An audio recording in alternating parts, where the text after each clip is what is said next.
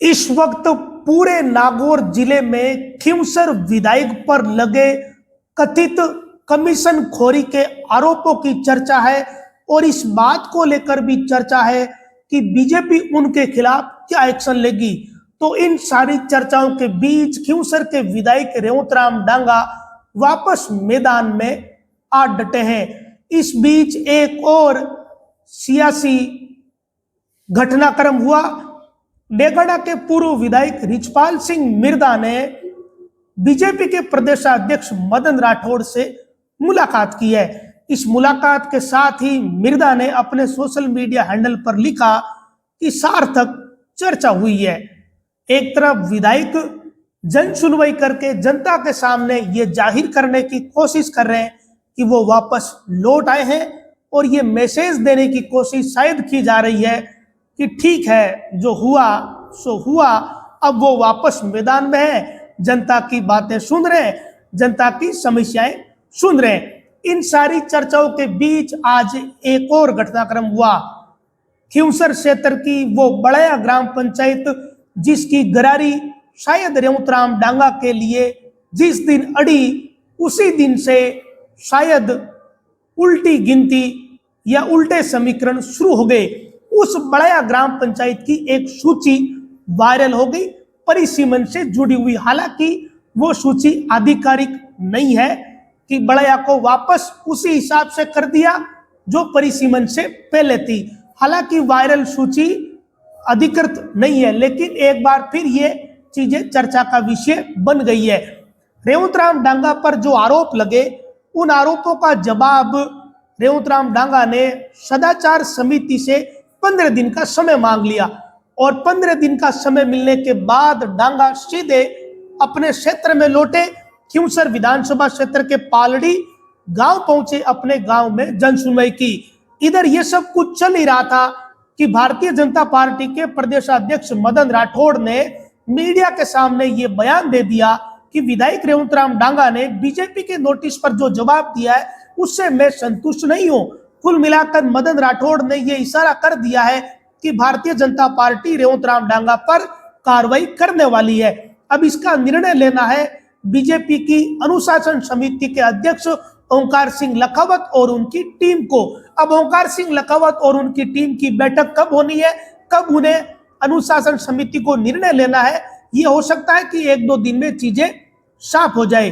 अब इन सारी चीजों के बीच या सारे घटनाक्रम जो हो ही चुके हैं, इन सारे घटनाक्रमों के बाद संभवतया शायद किसी ने डांगा को सलाह दी होगी या उन्होंने खुद ही सोचा होगा कि अपने लोगों के बीच में जाते हैं। और विधायक अपने गांव पहुंचे, लोगों के साथ चर्चा की, उसकी रील अपलोड की, उससे जुड़े फोटो अपलोड किए और मैसेज देने की कोशिश की गई कि मैं वापस आ गया हूं। लेकिन ये सब कुछ चल ही रहा था। इस बीच 2 और घटनाक्रम हो गए। एक घटनाक्रम ये हुआ कि बड़या के परिसीमन की एक पुरानी सूची वायरल हो गई और सूची वायरल होते ही एक बार के लिए तड़तड़ी मच गई। लोगों ने दर्जनों फोन इधर उधर घुमाए। लोगों को लगा कि ये ओरिजिनल सूची आ गई और बड़या ठीक वैसे ही पंचायत वापस हो गई है जैसे पहले थी। इस बात की खूब चर्चा हुई। लोगों ने एक दूसरे से पुष्टि करने की कोशिश करी कि क्या बात सही है या गलत है। हालांकि पंचायतों का जो परिसीमन की जो सूची आई थी पिछली, उसके बाद कोई परिवर्तन अभी हुआ नहीं है। ये सूची किस कारण से वायरल हुई इसकी एक अलग कहानी है। मूंडवा क्षेत्र से ये किसी और वजह से वायरल हो गई, लेकिन वो ये सूची नहीं है परिसीमन वाली। लेकिन इसने चर्चा छेड़ दी और लोग उन चीजों को याद करने लगे जो पुरानी थी। बड़ा ही वो ग्राम पंचायत है जिस पंचायत की बात को लेकर या जिसके परिसीमन को लेकर रेवतराम डांगा ने वो बात नहीं सुनी जो ज्योति मिर्दा चाह रही थी। यह ज्योति मिर्दा के कार्यकर्ता है पुखराज काला, वो वहां के सरपंच प्रतिनिधि है। उनके ठीक विपरीत वो पंचायत का परिसीमन हुआ और इधर तनातनी हो गई थी, खींचतान हो गई थी। तो इन सारी चीजों की चर्चा चल ही रही थी कि रिचपाल सिंह मिर्दा का फोटो मदन राठौड़ के साथ आ गया और रिचपाल सिंह मिर्दा ने लिख भी दिया कि सार्थक राजनीतिक चर्चा हुई है। अब इन दोनों नेताओं के बीच किस तरीके की सार्थक राजनीतिक चर्चा हुई इसके बारे में तो कुछ नहीं लिखा हुआ, ना किसी को तब तक पता चलेगा जब तक रिचपाल जी किसी को बताते नहीं। हालांकि ऐसा लगता है कि रिचपाल जी बता ही देंगे लोगों को कि मदन राठौड़ के साथ ये चर्चा हुई है। वो कह देते हैं, देसी आदमी है, वो कुछ ना कुछ जानकारी बाहर आ ही जानी है। तो अब जो चल रहा है ना, उससे ऐसा लगता है कि अब ये पावर स्ट्रगल चल रहा है। एक बात तो तय है, जो लग रहा है संभावित तौर पर, कि कांग्रेस और बीजेपी दोनों ये देख रही है कि क्या करना है, क्योंकि एक विधायक कांग्रेस की है, एक विधायक बीजेपी के है। रितु बनावत तो वैसे भी निर्दलीय है, उन्हें तो कोई पार्टी कहां से निकालेगी। तो दोनों पार्टियां ये कोशिश करेगी कि पहले हम निर्णय लें और जनता के बीच मैसेज दे दें कि देखो हमने पहले निर्णय ले लिया। इसीलिए बीजेपी ने नोटिस जारी करने के साथ ही नोटिस का जवाब भी समय पर ले लिया, और अब मदन राठौड़ ने शायद इसीलिए यह बात कही है कि जवाब से संतुष्ट नहीं है। तो हो सकता है कि कल परसों तक कुछ ना कुछ इसमें एक्शन हो जाए। अब बीजेपी रेवंतराम डांगा पर क्या कार्रवाई करती है ये तब पता चलेगा जब लेटर आएगा। निष्कासित करती है, कितने समय के लिए निष्कासित होते हैं, या फौरी कार्रवाई होती, क्या होता है ये समय बताएगा। हालांकि जो विधानसभा की सदाचार समिति है उसकी जांच ऐसा लगता है लंबी चलनी है। अभी 15 दिन का समय रेवंतराम डांगा ने मांग लिया, तीनों विधायकों ने अलग अलग समय मांगा है, तो वो जांच अभी चलेगी। तो वो मसला एक अलग चल रहा है विधानसभा की सदाचार समिति का, उनके अधिकार अलग है, लेकिन पार्टियों के अपने अधिकार है। बीजेपी डांगा को निष्कासित कर सकती है, उनकी प्राथमिक सदस्यता तक रद्द कर सकती है, अपनी पार्टी से बर्खास्त कर सकती है, पार्टी से, ना कि विधायक पद से। और अगर सब कुछ चीजें बीजेपी को लगे कि हमें बहुत बड़ा संदेश देना है, तब तो पार्टी चाहे तो विधायक से इस्तीफा भी ले सकती है। लेकिन अब बीजेपी इसमें क्या करेगी ये बीजेपी को तय करना है। बीजेपी के बड़े नेताओं को ये चीज पता है, और किसी को कुछ नहीं पता, सब अनुमान लगा सकते हैं, अंदाजे लगा सकते हैं। लेकिन जब अनुशासन समिति की बैठक होगी, ओंकार सिंह लखावत और उनकी टीम जब निर्णय लेगी, तो वो सबके सामने आ ही जाएगा। यहां जब ये स्टिंग ऑपरेशन हुआ, तो उसके बाद पहली जो बड़ी मुलाकात हुई थी वो प्रदेश उपाध्यक्ष बीजेपी की ज्योति मिर्धा और गृह मंत्री अमित शाह के बीच हुई थी। वो मुलाकात बहुत ही महत्वपूर्ण थी।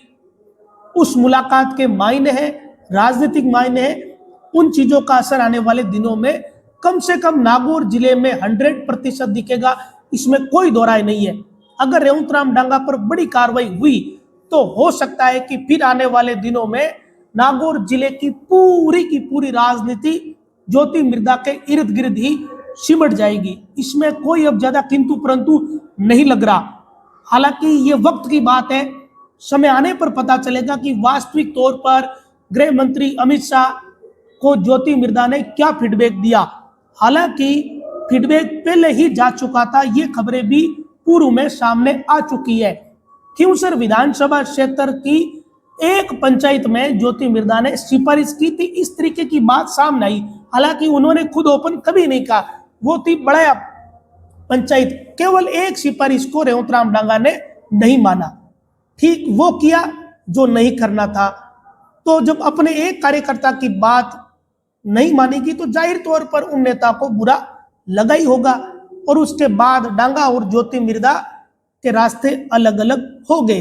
रेवंतराम डांगा इसके बाद जिन भी कार्यक्रमों में नजर आए, उसमें वो ज्यादातर बड़े कार्यक्रम जहां थे वहां वो CR चौधरी के साथ नजर आए, या फिर पार्टी के दूसरे विधायकों के साथ नजर आए।